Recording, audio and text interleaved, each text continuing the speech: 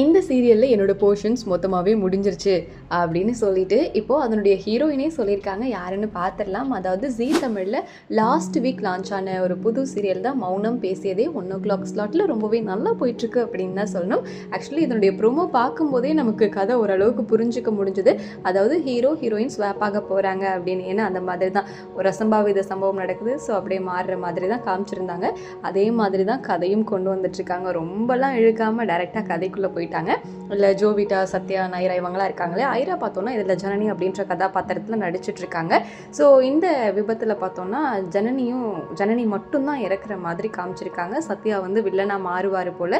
So இந்த மாதிரி பல குழப்பங்கள்லாம் வரப்போகுது. அதை விட கடந்து நிறைய ட்விஸ்ட் அண்ட் டர்ன்ஸ் வரப்போகுது அப்படிங்கிறது மட்டும் ரொம்பவே நல்லா புரியுது. நம்ம ஜனனி ஐரா இருக்காங்க இல்லையா, அவங்க என்ன சொல்லியிருக்காங்கன்னா, என்னோடய போர்ஷன்ஸ் இந்த சீரியலில் ஃபுல்லாக முடிஞ்சிருச்சு. கண்டிப்பாக இந்த சீரியலை பாருங்கள். ஒரு ரெஃப்ரெஷிங்கான ஸ்டோரி இது. கண்டிப்பாக எல்லாருக்கும் பிடிக்கும். எல்லாருக்கும் நன்றி அப்படின்ற மாதிரியும் சொல்லியிருக்காங்க.